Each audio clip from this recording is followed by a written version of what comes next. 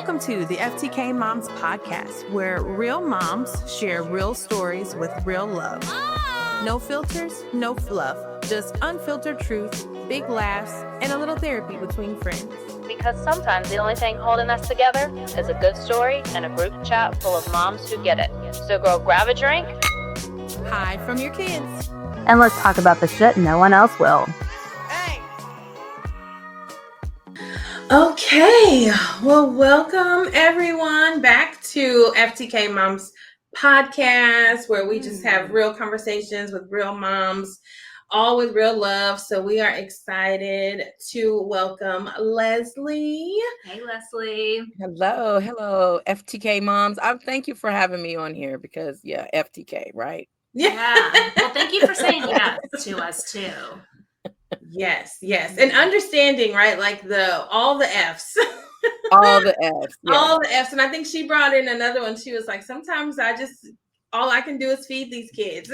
Yes. I was like, felt. Yes. Yeah. Yes. Whatever it was, Wendy's or whatever, right? Just today, just eat and be okay. Yes. Mm-hmm.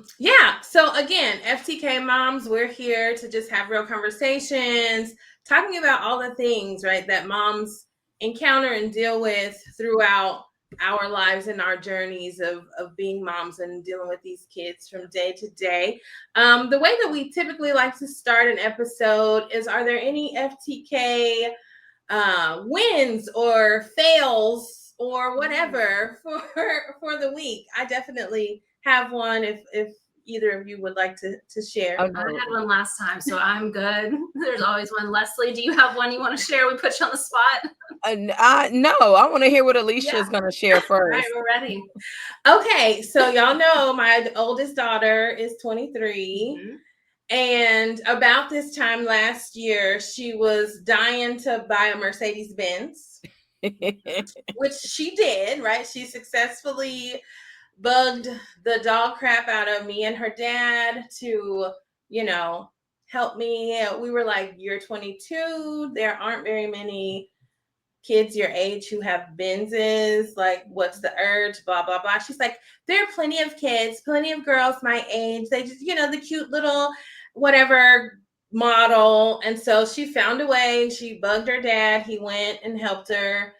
We were like, okay, well, you're going to pay us the difference for insurance because now that's a luxury car, right?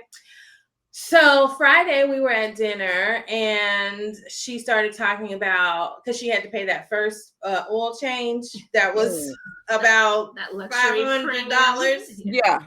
And so she was like, I really been thinking that I should just get a regular car. Oh, baby, you are too deep now. And my husband immediately was like, I'm not fooling with Linnea today. Like, no, I'm not about to. And so she was like, well, I'm just going to do some research and blah, blah, blah. And so, yesterday we were at the car lot, because we're those kind of parents. And she got a new car, but she got out of her Benz, and she had to admit, though, she was like, okay, so y'all did tell me that it was unnecessary and that it was expensive, but I just had to learn on my own, like from my own experience.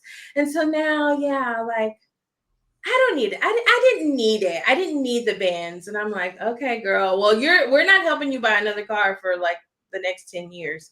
I mean, she paid for it. It's in her name, whatever. But we spent the time. My husband was like, no, she's not doing this. No, we're not going to do that. And he was just like, I told you I wasn't spending my whole day doing this. And here I am. But, Oh, gotta love them. We do anything for these kids. Mm-hmm. Yeah.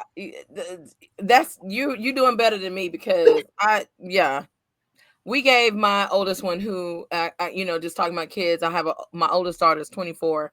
And years ago, like when she went to college, when she was in high school, we gave her my old like mom mobile, my old Honda CRV, excellent shape because I took care of my car, dinging it up every chance. She seemed like every time she was driving it, she's putting a new dent in it.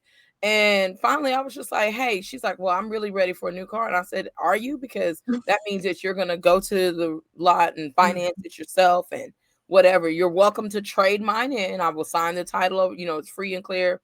you can have it and trade it in, but yeah, we gave you a car that you just didn't appreciate, and if you think you're gonna waste my money on a new car, you're mistaken.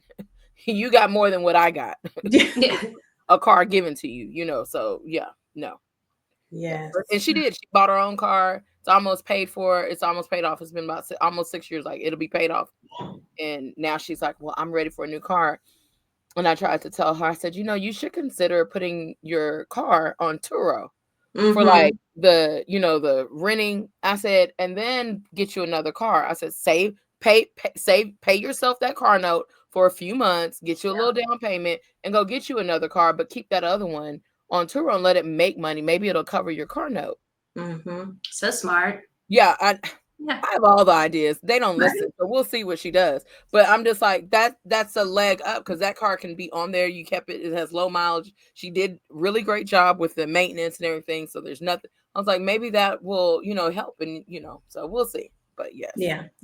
We always have ideas and things, right? Like that we try to help give to our kids. And it is a matter of like, okay, you can listen and take this advice. I mean, because I've only lived a life a little bit longer Correct. than you. Right. I'm We're only always twice trying as to give old them as you. advice to Right. give them a heads up, like, hey, we're putting you ahead of the game. But yeah, we still just don't want to listen. Yeah. And have to do it our own way and make it so difficult. Yes. So anyway, that was my FTK. I was like rolling my eyes thinking when she was like, I know y'all tried to tell me, and like here I am, literally almost exactly a year later after having it. And she was like, yeah, my low tire pressure came on, and she was like, who has that kind of money for tires? I'm like, these are all the things that we tried to tell you before you purchased the car. But okay. But Yeah, okay, no. she had to learn. Yeah, hard head make a soft behind. Like that's Yes. what my parents would have told me. Except they wouldn't have given me any dollar. They'd been like, "Oh, well, figure it out." Yeah. Yes, Yep. exactly. So anyway, well, thank y'all for indulging my your moment of the week. Moment of the week. You survived a Saturday at a car dealership, which is the worst place to be on a Saturday. Right. Did you go after class? Yes, after class. Oh, I would have been so upset. Oh.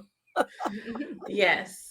I know my husband kept telling me, he was like, this is not how I planned on. I was like, I know. He's like, you're always making arrangements for these kids. Yes, I am. I'm guilty. Yes, good times. So anyway, yes, moving on. We have Leslie here again. Thank you so much. Tell us a little bit about yourself, Leslie, your mom journey, and yeah, any FTK moments you've had over the years. Oh my gosh. I mean, they're all that's the motherhood journey equals FTK moments, right? Like, Yeah. like they go together. No matter how much we love our kids, it's just sometimes just like, oh, are you for real? So I'm, like you said, I'm Leslie. I work from home now, and I have my own wellness practice. I'm still side hustling that, have been for almost 20 years on the side. I am married now. Me and my husband have been married, or my husband and I have been married for 13 years, and together we have our youngest child who just turned 13. And we've been married longer than 13. We've been married 14 years, and our youngest child just turned 13 on 9/11. And she has Down syndrome, our youngest child. And then together we both had girls, so he's a total girl dad. When we got married, and so my oldest child is 24 now, so I have an age gap difference of almost 12 years. It's very different being an age gap like that. My parenting skills are, I'm not going to say more refined, but they're certainly different. Yeah. And both of my girls were rainbow babies. So my first child I had as a single mom at 19. He also had Down syndrome, but he died when he was 2 years old, non-related to Down syndrome. He got a very severe case of pneumonia pretty quickly that just developed really quickly. And then I had my daughter, and then got married and had Yanni. And my husband and I miscarried triplets before we had Yanni. So we have been through the ringer. I have been through a very interesting motherhood journey, and I can just think about literally having a kid in my teens, one in my 20s, and one in my 30s, right? And the evolution of my perspective on what it was, my sacred duty as a mother. Like, and in the end, I was just like, oh, I'm just going to try not to screw these kids up. Like, that's it. I don't That's have the any goal. magic. I don't have any magic. I'm just like, oh, let me not just fuck them kids up. Like, Literally. let them be whole people and love them for who they are, and try to be there for them, and teach them to be confident and resilient at the same time. Like, I want them to have a softer life than, and my parents, I grew up with both of my parents, and and they did pretty good, like, compared to their families, right? So we had access to higher education, things like that, and just trying to make sure that my children, like, I want to be able to give them just a little bit more, a leg up or a head start, so to speak, than what I had. And my husband is from Honduras, dirt poor. He's worked a job to help support his family. He was 6 kids, only boy. Wow. Younger and older sisters since he was 7. So he's literally worked his entire life. And so we have very interesting and differing perspectives on, on what kids and childhood should look like. So just navigating all these cultural differences and experiential differences, and trying to do the best for our kids who are unique, right? Every kid is different. What works for one doesn't work for another. And so you constantly revising and learning and growing along with your kids. So 100%. Thank you for sharing. Mm-hmm. I think for me, like, diving into as a 19-year-old mom, kind of walked that journey and how different it is now as a 30-year-old mom. Well, I'm almost 50, so there will be no more you had kids. the last one at 30 though, right? Yeah, so, like, 36. Yeah. Right. So I was a 19-year-old parent. Then my last pregnancy was called a geriatric pregnancy. Yes. Oh my God. Right. Like, what the hell? Like, you got to experience it all. Yes. yeah, I have seen trends come and go. Like, it's so funny to me. Like, of course, one of my clients in my business is expecting their first child, and I'm just like, looking at the registry, I'm just like, All you're the not things, gonna right? use this. I don't care what they say. You're Yeah. not gonna use that. You're not gonna. Don't get a diaper genie. Nobody No. uses a diaper genie. Like, Oh my goodness. And all these fancy all these pieces of furniture for a nursery. I was just like, girl, in 2 months that changing table ain't gonna work. No. You'll just change them on your lap and on the floor, on the bed, on the floor, wherever. Yeah, you're not gonna use any of that stuff. Yeah, it's wild how different it is. There is one thing that I've seen that I was like, aha, some mother, it had to be a mom. The stroller, that the car seat is the stroller. Yes. And you just pull the whole thing out and it pops out into a stroller. Now that was genius. Mm-hmm. Agreed. Genius. I missed that. We missed that too. Yeah, we didn't get that. Yeah, some mama said, you know what, this is for the birds. Like, how do I get this kid to go straight? Somebody, that I thought, wow, that would have maybe made it a lot easier. And one last piece of equipment to load. Yes. And yes, 100%. heavy pieces of equipment, because you put that baby in that car seat. I don't care how. I remember when the handles changed to that long. It didn't help. Like, I was like, I've had several car seats. Like, they all suck. They're all heavy. The babies, yeah. By the time the last one was born, like, I was literally just using a piece of fabric from Joann to tie the baby to my body. Like, I wasn't buying any fancy carriers, like none of that. By the time that last one came along, it's just like, no, I just need some jersey knit fabric. Yeah. Like, I got it.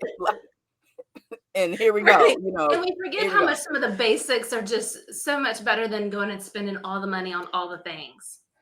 And you also don't need all them damn clothes. You don't need all the things. No, you don't need all those baby clothes either. Oh no, you don't need all the baby clothes at all. Just socks and onesies, and they're gonna kick the socks off.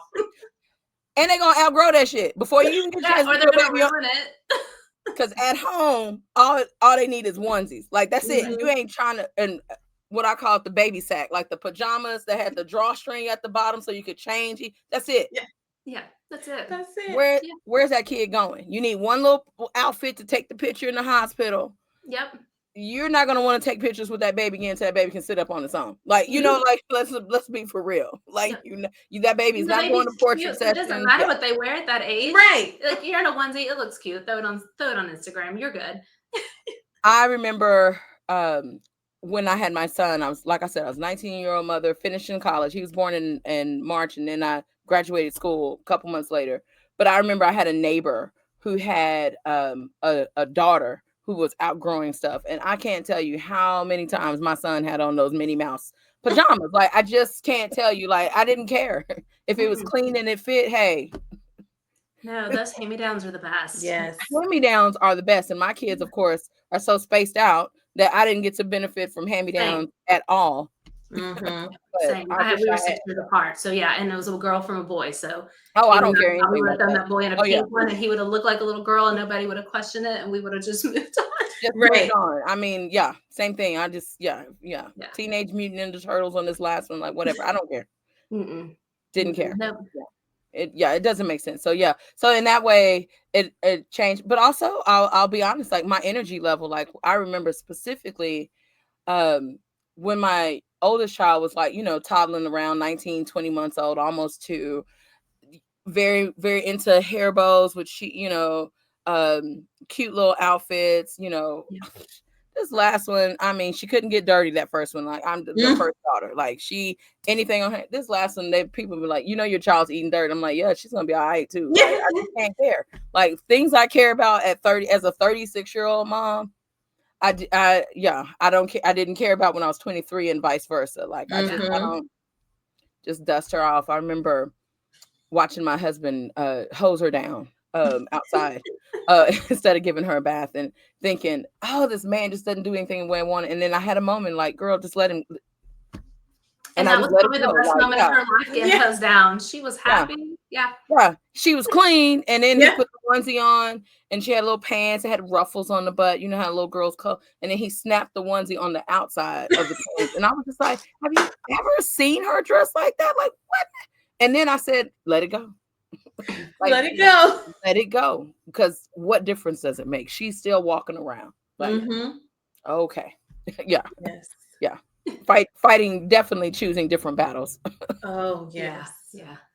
100%. Yeah. You're like, who cares? I don't. And it's like, yeah, like you said, the difference between those first kids when you're I mean, I was 16 when I had my first one. So my mom was there like, don't let people touch your baby. I'm like, oh, okay, don't touch my baby. Or she would be like, telling me what to do. Cause of course I didn't know. And then, for my second one, I was very particular, like, because she was the first one that, I felt like, oh, I'm like an adult and like a real mom. And I kind of know what I'm doing a little bit.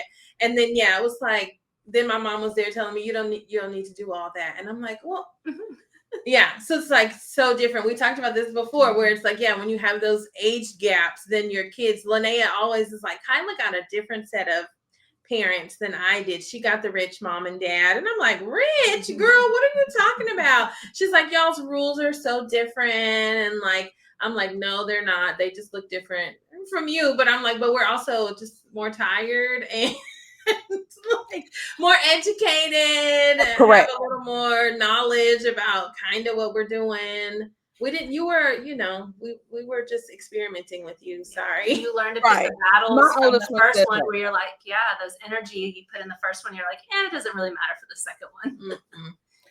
My oldest one says that a lot too. She was just like, I just don't believe that I had as many passport stamps when I was 6 like this other child does.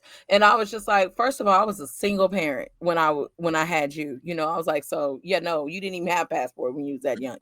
Like, no, absolutely not. And I said, just the difference of having just 2 incomes, like, is a world of parenting difference. And I was just like, oh. I said, and she's like, well, I've benefited. And I was like, yeah, because how many of your high school friends went to Europe for 3 weeks when they graduated high school? Right. I was just like, girl, be for real,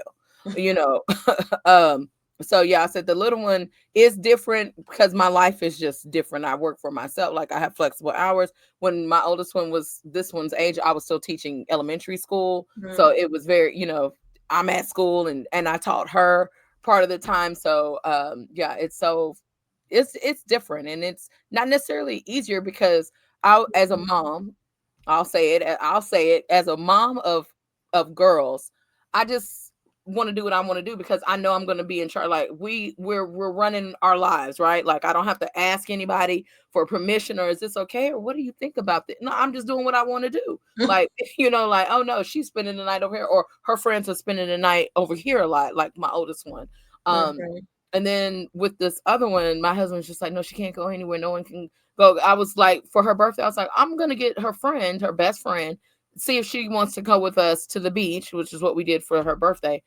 And I said she can just come spend a weekend with us at the beach. And my husband was like, what if something happens? What someone else's kid? And I was just like, before I was married to you, kids spent the night over here all the time. Like I didn't have to clear this with anybody. We just did what we were gonna do. I was like, I've known this girl's mom longer than I've known you. Like, what are you talking about? Like, she won't care. She's like, girl, take these kids. Fuck here. Here, bad. Do I need to send anything? I'm like, no. Like she's like, girl, you got it. Like I was like, dude, that's how we do. And he was just like, And I was just like, you're killing our vibe. Because it's so much easier for me to have friends with my kids because they will entertain themselves and I can be left alone. Like that's how I get my breathing room. Instead, we go to the beach, he fishes and I'm stuck being the playmate. I'm just like, yeah. So no, I know why I wanted it this way, but yeah, it was in some ways easier to be just a mom with my daughter. Like in a lot of ways it was some ways it was easier. And yeah. So motherhood is also, wifehood, for those of us who have partners or partnerhood, and you're also like, oh, I got to raise you too, huh? Yeah. A little bit. Right, a little bit. Yeah. Like I gotta compromise, right? I have to do, like, it's a lot of bending. And I think motherhood is that way too. It's a lot of bending and learning and it's exhausting. Like, let's call it what it is. It is exhausting. Yeah, it is. And it never ends. I think right when you get like that one moment and you see like, oh, we've accomplished, we've gotten over this hill, then we have another battle that's just right around the corner that we didn't even know we were about to fight. Like it just never ends. Mm-hmm. My girls graduated kindergarten and high school the same year. Oh, that's crazy. Yeah. Oh, yeah. Okay. I know. I'm like, that's a lot. I'm just like, I still got a long way to go with this.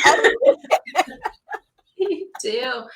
I remember, I think we talked about it with Eli, like, I remember at one point, Eli was in his, like, we were in the discovery of all, like, his diagnosis with autism and ADHD and trying to navigate that when he was, like, super impulsive and out of control.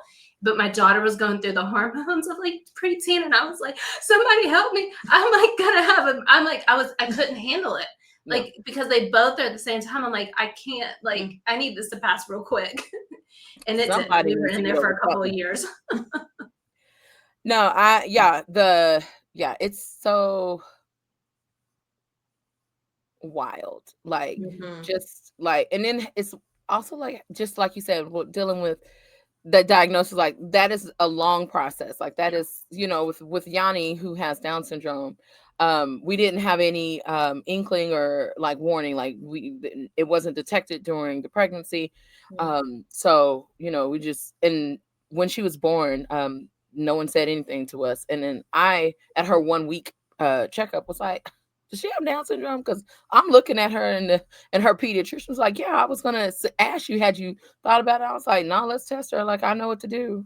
Like, I've been here before. And so I was comfortable with it. And I do a lot of things here in the Austin area community for, with organizations that serve and help and assist and help, with people with Down syndrome in different ways. And so one of the things that I do is go to the hospitals with like a little packet for parents who are getting this diagnosis, especially when it comes as a surprise, because a lot of times parents experience so much grief. It's a unique situation to where you see parents experience so much grief, even though their child is living. So our society, the way we look at differently abled or individuals that have different diagnoses, or like I say, just a different arrangement of the chromosomes, like that's it really is. So you're gonna have to just do this, and navigating that is really interesting to see, just like how people kind of grieve like what the life they think they're gonna have for their kids or with their kids, or that their kids are gonna have, and then you still got to figure out how to parent. Like you still have this person that you're gonna take home and do all these things with, and for us, like I was like, oh yeah, we're rolling. I'm talking to the doctor. I was like, oh, is Dr. Johnson still practicing pediatric college? And she was like, you know Dr. Johnson? I was like, yeah, I mean, it's been almost a 20-year gap between these kids, but yeah, I know Dr. Johnson. So I had a lot of form knowledge, whereas my husband had zero experience. So it was like a moment like that. Like I literally had to like hold his hand, like trying to explain, like, this is what this is, Yeah. this is what this means, this is what this might mean. We'll have to wait and see. We'll do all these things. And so we had thought maybe when we had Yanni, we'd have another kid, but my husband was just so like, what if this child needs this, that, as we go down the road. So sure enough, you know, she's sturdy and fine. Alicia knows Yanni, like, no problem. Yeah, I turned like 43 and he was like, well, are we done having kids? And Yeah. I was like, I don't know about you. You don't need to 19, 20, 30, and 40 now.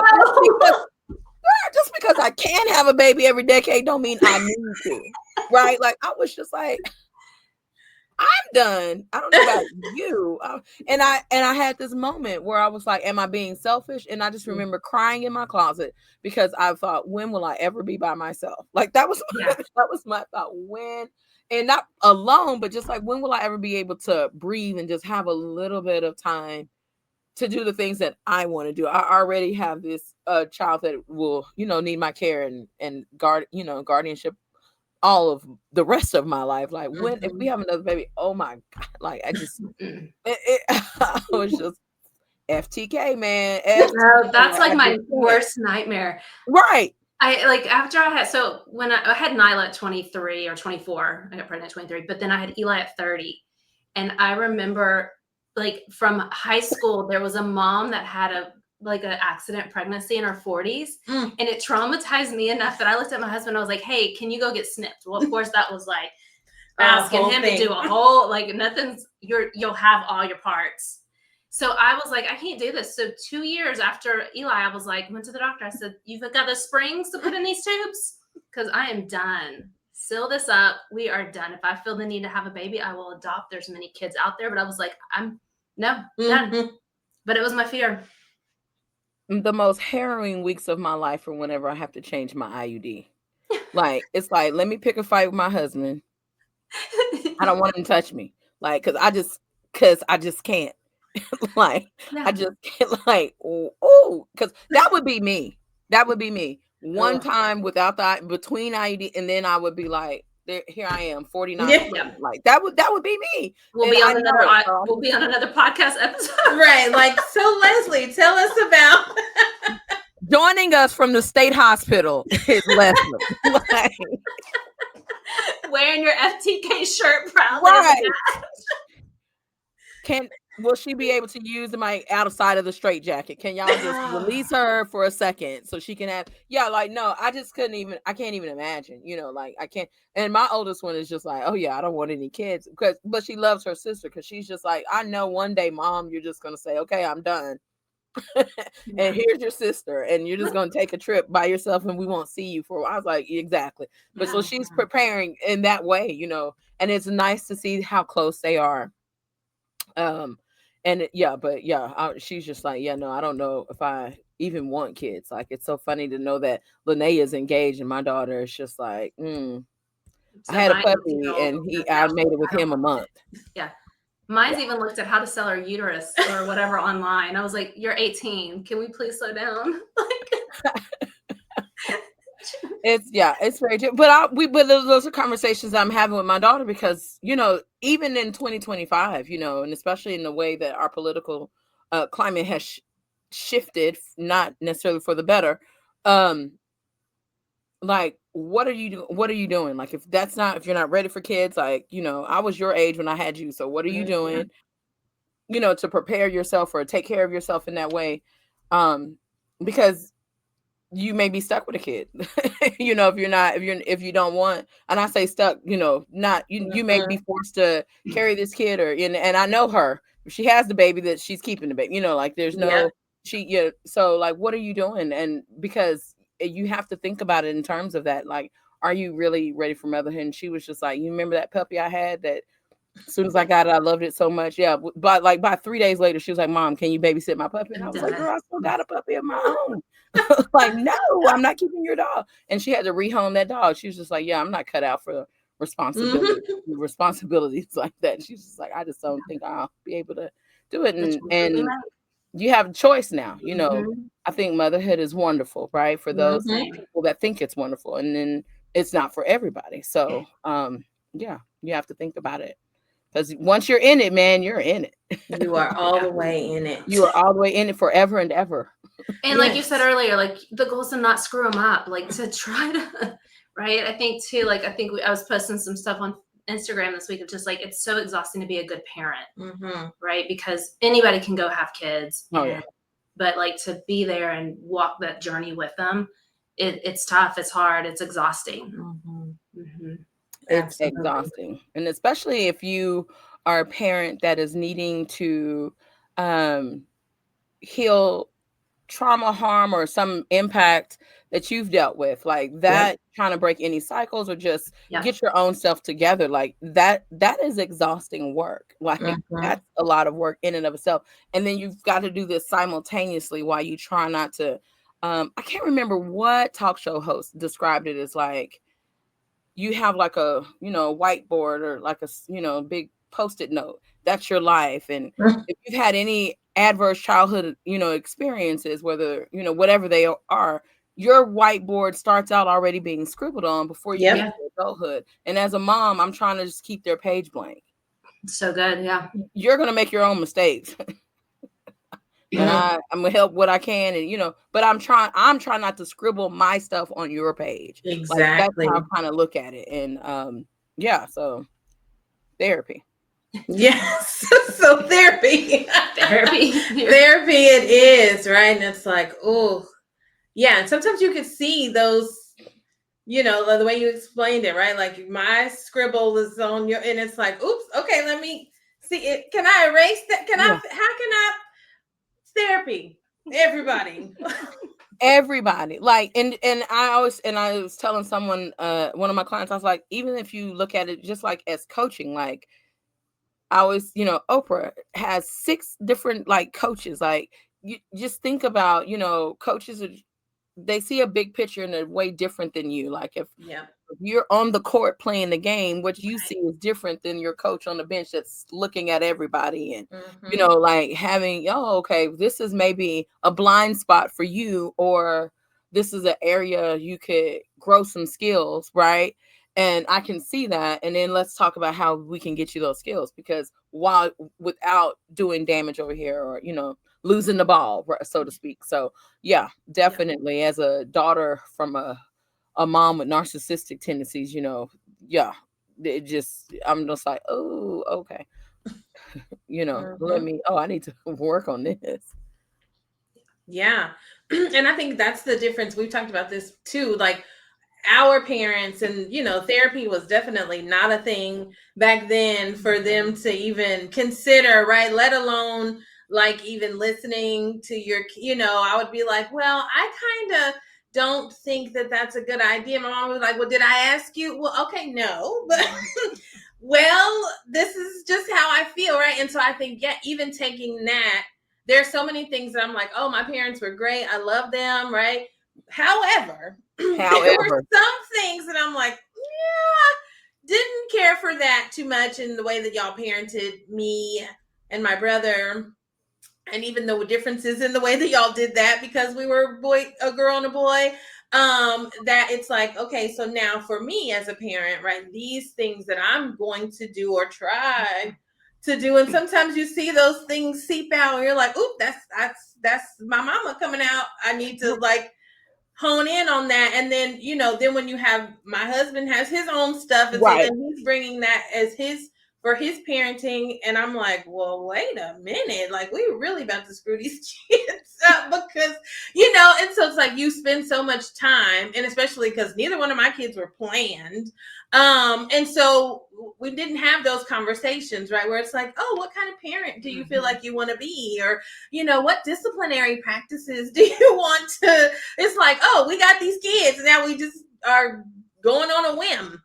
Right, with the seat of the pants. So like with my parents, or they had a big age gap. So I'm 48. I have nephews older than me. Oh, wow. Right. So my mom was my dad's third wife. And they of course they were married till my dad died, but they just had a big age gap. So trying to be raised by a boomer and I don't know what they call my dad's generation, like born in the depression, like coming out of the depression, like so even them, they had very differing perspectives about money. So like, I don't know if y'all know, I know y'all counsel and do therapy, but just like those tendencies of narcissism, which weren't my dad. My dad was cool, and I had great parents. Fortunately, I had a great childhood. But now, as you get older, and you look back, like moms that have narcissistic tendencies tend to make good mothers of young children because your children doing well is really a feather in your cap.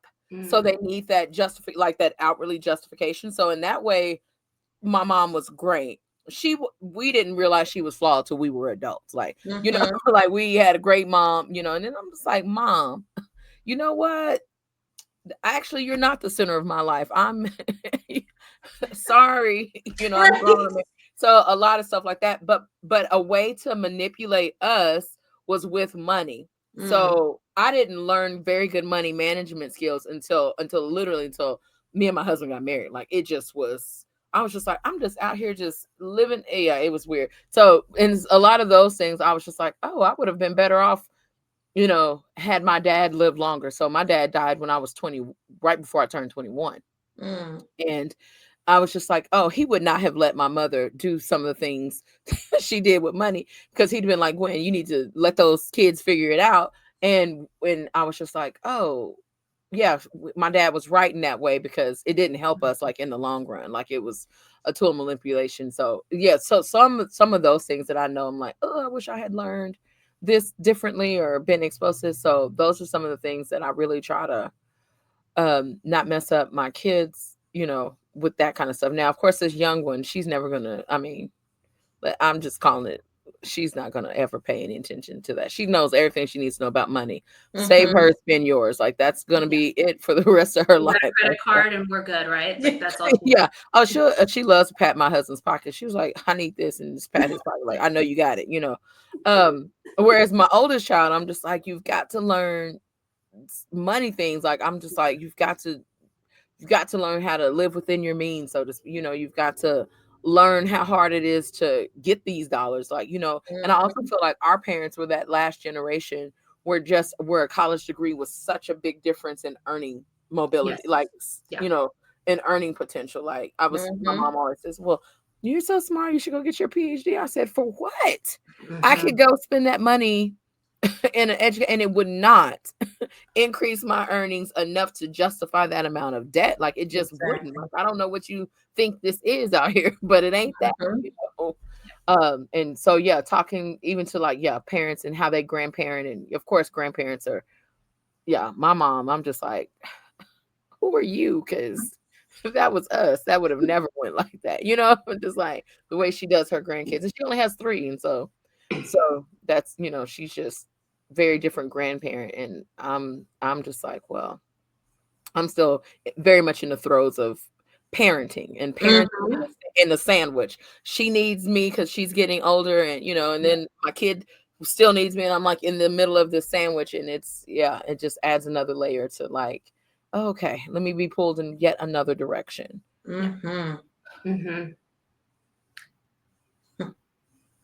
I feel like there's so much to unpack. Like I'm just like processing everything. It's like therapy. I know. Me and my therapy. It is a lot, and it is crazy. Like with money management, right? Like that was never taught. I remember we were checks. Like I remember at college, I had the checkbook. And right, like they sent me to like nobody talked money. No, right, like.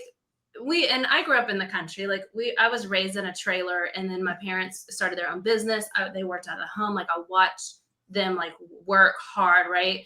And then we built a house on the property, but I never went without, right? I was a fried bologna and mac and cheese kid. Right. Like it wasn't, but we never went without. Like I didn't know that my parents were always there, but I go to college and here's the checkbook, and I remember writing hot checks. And I grew up in a small town, and my grandmother called the bank. The president of the bank was like, do not bounce a check on this baby. No, but y'all aren't teaching me. Like, I'm just out here in this world spending money. I relate so hard. So back we're in Texas, and so if you know Brenham, where they make Bluebell ice I cream. went to Blinn Junior College.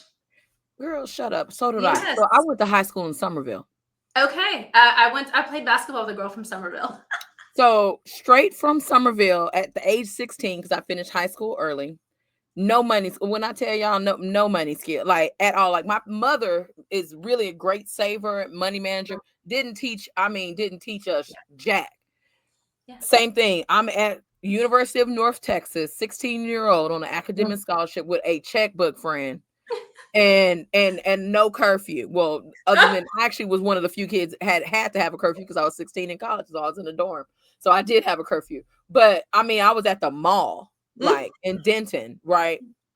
The limited, like living the best my life. parents would have never taken me to shop because they had to, you know what I'm saying? And I mean, writing checks, same thing, bank manager. Literally, I went to high school with the kids who parents owned our little local bank, and they just called my mom, hey, Leslie needs money. Like, yeah, they don't even bounce it, right? Like, they just like, oh no, her parents are good for it, right? They don't just let these checks go through. And then my mom's like, girl, we're steady putting money in this account. I don't even have a register. I'm just carrying a checkbook. Like, I ain't got no register balance and nothing. Like stuff like that. And I was just like, wow, man. I was just out there like, wow, my parents. Yeah, I don't know. My dad was like, they don't teach all this in school. And I was like, no. I mean, they taught us how to write checks. How to write it. They didn't tell you that the money needed to be in there. We were supposed to like do the ledger, but nobody was doing that ledger. No one was doing. And I was such a science nerd. I didn't even take home ec. So I didn't even have whatever little bit Miss York, my home ec teacher, might have told me. I didn't even have that because I was in chemistry, like Chem 2. Like I was taking pre-calc. I didn't even do that for an elective. So yeah, I had no help. Yeah, looking now foolish, just out there, just you know, yeah. Yeah, and that was. It wasn't until I transferred to UT, and I was 19, and cell phones still had like you had your like certain hours that there was time was free to call. MCI, remember that? And so I didn't know anybody in Austin, just moved up here. They put me in an apartment, and I'm like, it rained the whole month of July, my first month. So I can't go be social. It's raining. I don't even know where to go be social. I don't even know where I'm at. And I'm on the phone. I ran up a $500 phone bill. My mom called and goes, go get your own phone line. Okay.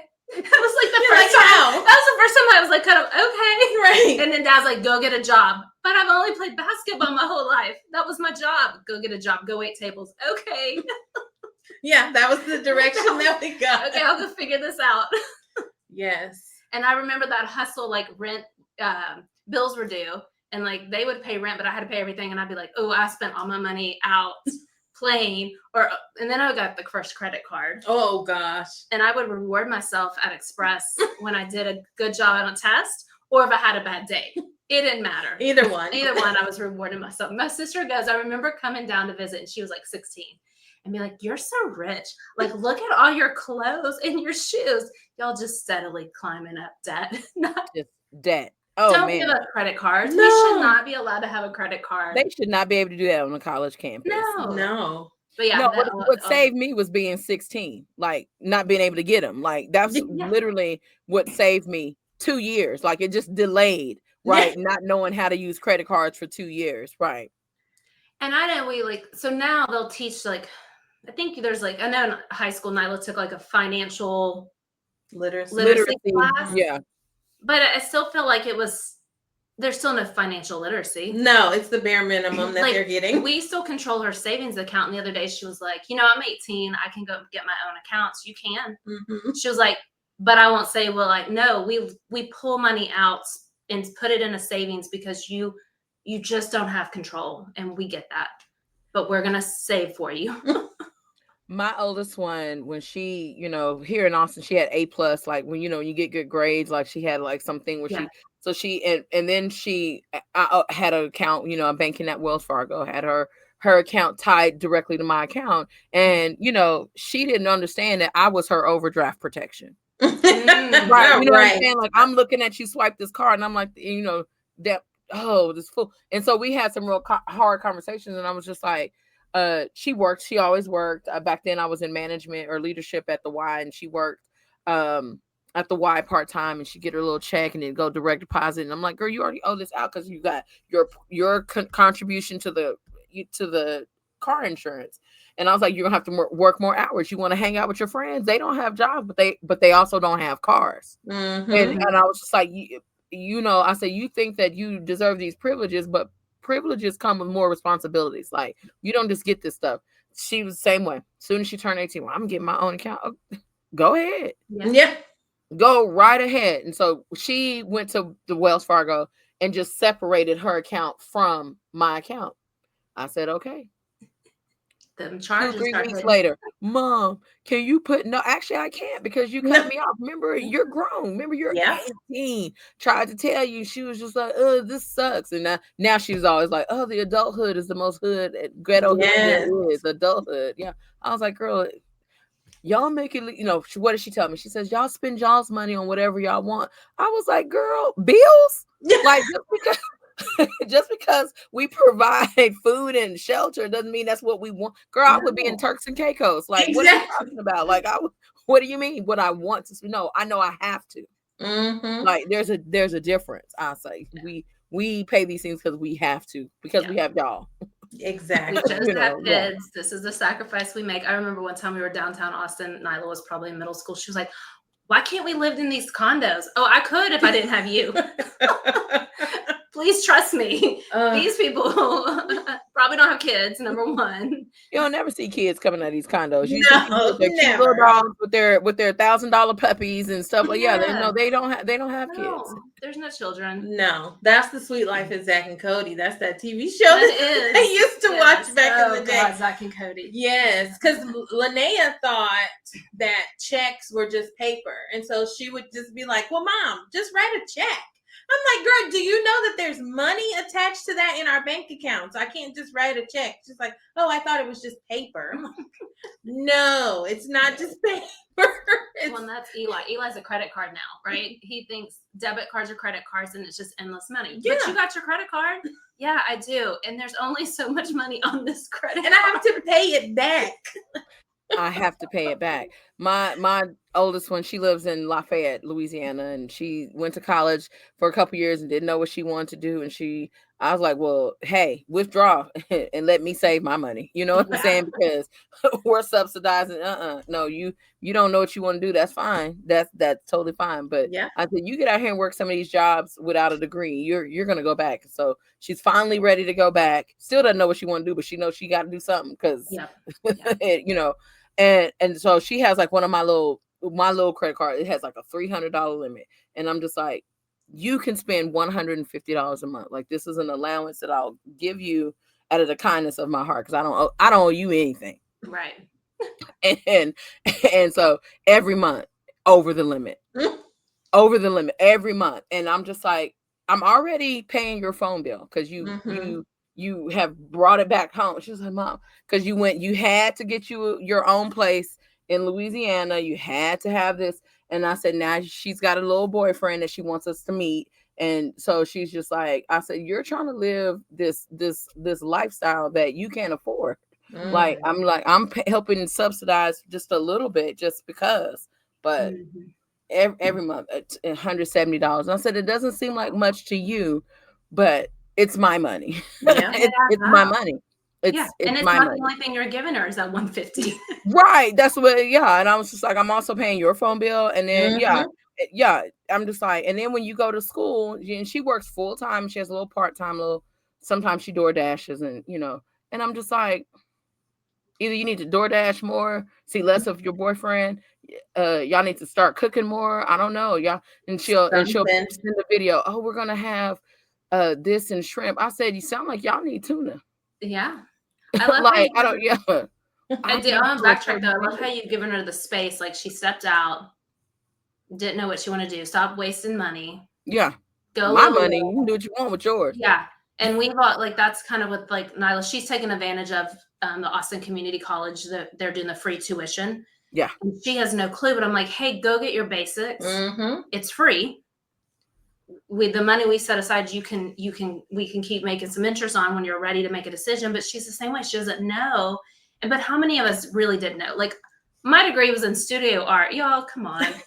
Like, really? Like, I'm over here at UT painting. Like, I wasn't that person. I wasn't going to go make a career out of it. And so it's like, if I would have had that space, I think too, to be able to process and figure out, like, and strategically think of it as more of a business investment instead of just an experience to go do it, because that's what you're supposed to go do.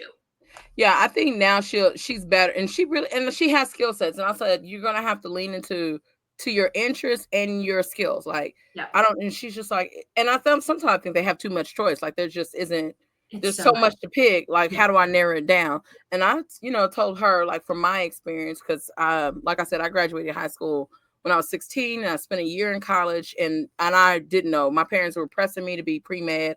After taking pre-med biology, I knew I was not going to make it as pre-med because I didn't want to study it hard. Not because I just didn't want to. I was like, oh, this ain't really what I want to do.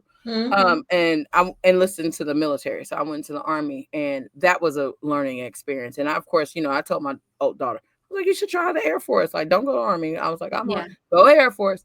But I was like, try it. I said, you'll get paid to learn and experiencing. I said, because sometimes eliminating things is honestly the easiest way. And I think that's kind of like my philosophy in motherhood. Just like you have to, it's like a net, right? It's just like you're providing them a little safety and room to be themselves and learn about themselves, but you have to kind of be able to detach a little bit from the outcome. I guess that's like, I feel like our society is so black or white thinking. So like either you're perfect or you're a failure. And I guess motherhood has taught me to kind of embrace that middle and just say, hey, you're going to make mistakes and that's okay.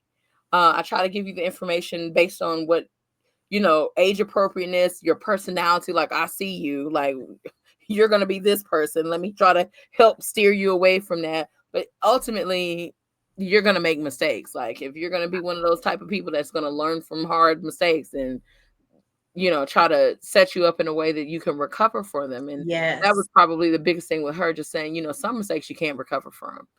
And I'm like, as girls, I think the society says, pregnancy is always a mistake. That's not the mistake I'm talking about. I tell her, I was like, girl, going to jail is a bigger mistake than that. Like, because that'll be on your record, that'll follow you around forever. Like, and it could really impact what you have abilities to your career path.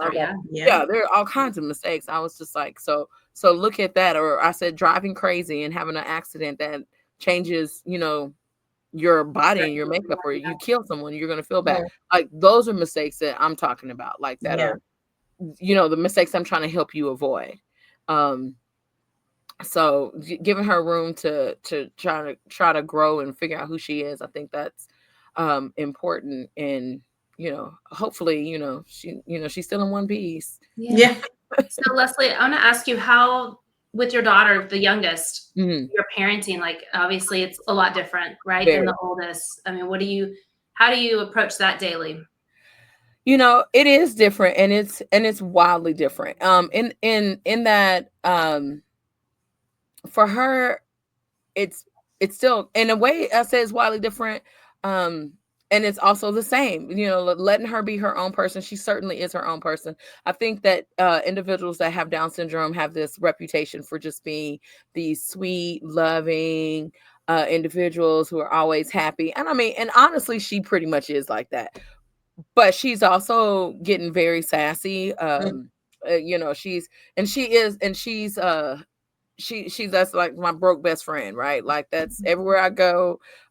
She goes, my husband is a carpenter. He's a master carpenter, a home builder. So he works long hours. Sometimes he's out of town building on projects. And so she's always basically with me. And it's the same thing. I try to give her the tools and let her express herself in the same way, because in my mind, I don't have any limitations on what she can do or what she wants to be. So I'm just trying to give her the skills. I don't know that she particularly wants to be anything at this point. Like she likes to twerk. Yes. She's good at it too. She is good at it too. So I don't know I don't know if she's gonna, what that's gonna look like as a career. But she's very much I feel like she's it's different that I knew better with her because I just have watched her be who she is. And like she's very confident. She we always laugh and we always say she's growing up like in the streets of Wakanda because she just doesn't filter bad things like in the same way. She doesn't have, she just everyone loves her because she loves everybody. Like that's her attitude. Like, no, you want to be my friend or you want to give me a hug because I want to give you a hug. And so she's very much in her power. And I think that's great. And one of the things that I do is I'm on the board of Ruby's Rainbow, which is a organization that provides scholarship dollars for individuals with Down syndrome going out, like when they go past high school. So, so she's already used to seeing individuals with Down syndrome going to college programs, whether they're life skills or academically based programs. So she doesn't have that like limitation in her mind.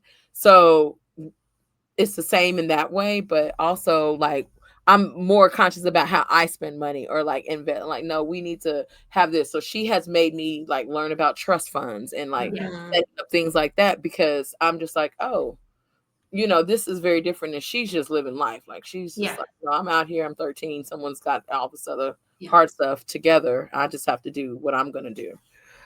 So in that way, it's different because I feel like I talk to her very differently about responsibility because I'm just like, you have to be responsible for your own stuff. And she's just like, why? So, but it's also nice because she's exposed. Like, I feel like times have changed, right? Like, it's so funny to me to see individuals with Down syndrome, like acting on TV because I remember growing up, like those actors with different abilities, neurodivergency, different, bodies and wheelchair stuff just wasn't on TV like it is a lot more now. So so it's nice to know that I don't have to have those limitations with her, and and she understands what she wants to understand. Like I know that, like she, so in that way it's different, like preparing other people because she's just gonna be she's living her best life in her world. Oh yeah.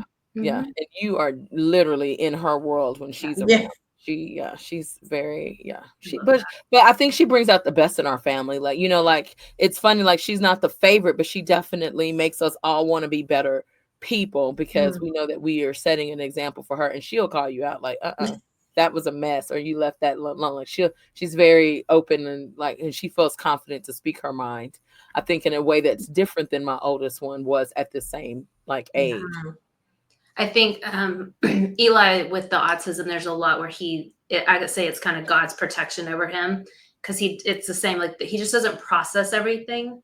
So going into middle school, when I would watch like Nyla with the insecurities and like the body images and like wanting to be popular and friends, Eli's just really living his best life. And it's nice to see that it doesn't bother him. So if somebody walks in and out of his life, he doesn't care. You get to be in it or not in it. And so there's like, like a part of me is like, I wish we had that. Like, I want to not care. And same thing, he'll call us out on a regular, like when we don't do something that we're supposed to do or Oh yeah.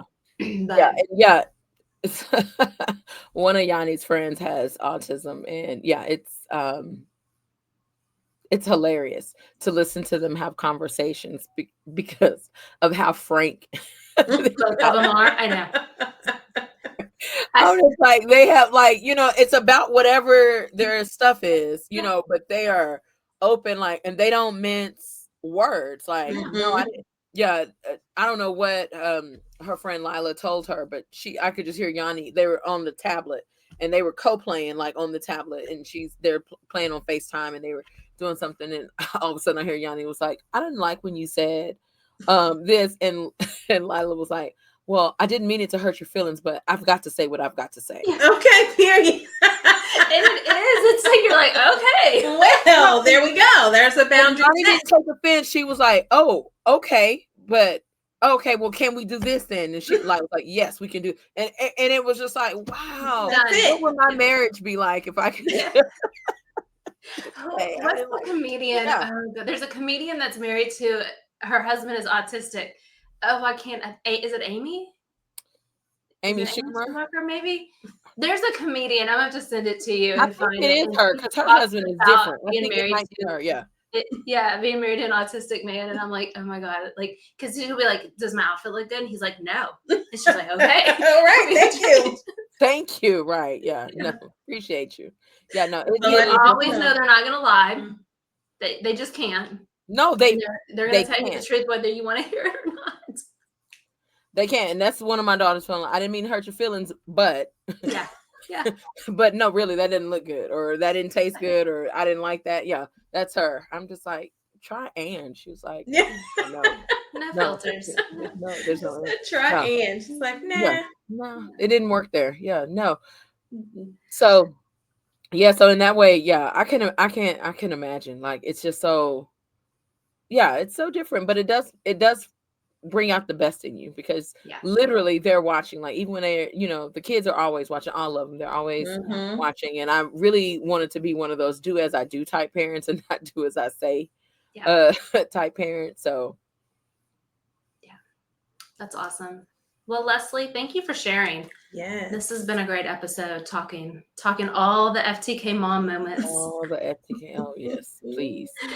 Oh goodness. Gotta love them, but Yes. You gotta laugh through it or cry through it. Or both. yeah, all I of the think it's a above. lot of Or both. Scream. You know, in Austin, they started these Scream sessions. We could go on a Sunday at 7 p.m. on the bridge and scream. Ah. Yeah, no, they'd be like, "You're back again." Yeah, You're here every Sunday. Sunday, yes. Like this yeah, is a part of my therapy. I feel like that's why I like dancing. Like I love dance fitness. Oh, Like yeah. I'm like living my best life back before I had any big responsibilities, right? Just like back in the club before I had kids and just kind of letting itself go. Cause yeah, I need that mental health. I think moms, we don't really talk about how important our mental health is. Yes. Because we're so busy caring for others. But I also love this podcast because the idea that like it's like a sister circle, it's like a community. Like when you can tap in and find your community, like you said earlier, Winter, like you're not alone. Like I just feel like we are all having these common, similar, related experiences, and just the compassion for what moms are going through. And so it doesn't really matter what it is, because we know what it's like, and we'll be there to support you. Like you said, laugh with you, cry with, scream with you. Yeah, I know a mom and created those rage rooms where you just go and break. Oh, yeah. I know that was somebody mama. Yes. Yeah. Like they've already before broken we off my leave- good dishes. Let me just put them in the room. Yeah. Yeah. Mhm. Tear it up. Yeah. But any last piece of advice you would want to give a mom that's in it right now? Maybe two pieces. Number one, know that your journey is your journey. It's unique. It's you bring your experiences, your kids are bringing their personality and interpretation of what's going on around them. It's going to be unique. And it's learning. It's on the job training, right? Like you're not going to have all the answers, and that's okay. The other pieces I would probably give is, do not hesitate to ask for help. Like think about, Yes, you've got to be your best, whatever that is, to raise the kids the way you want to. So if you need to have help, there's no shame. I think child rearing is done best in communities, whether that's your community of girlfriends or your family community or whatever kind of community you formulated. Like I think all the things that we have to do is best shared in the community. So don't be afraid to. There shouldn't be any embarrassment, or if you're not a failure. You're human. You're a mom, and I think you deserve to have that support. So don't be scared to ask for help. yeah, love those. Yes. So true. Takes a village. A village. It really does. Mhm. Well, thank you, Leslie. Thank you, everybody, for tuning in. Yes. Another good FTK Another podcast in the books. In the books. Yes. So again, we will wrap it up with Leslie. And thank y'all so much. Thank you again, Leslie. And I guess that's it. All right. Bye, guys. Until next time. All right. That's a wrap for today. If you laughed, cried, or yelled, same, Hit that subscribe button. Follow us on Instagram, Facebook, and TikTok, and DM us your FTK moment of the week for a chance to be featured on an upcoming episode. FTK Moms Podcast. Real moms, real stories, all with real love. ProPod Digital.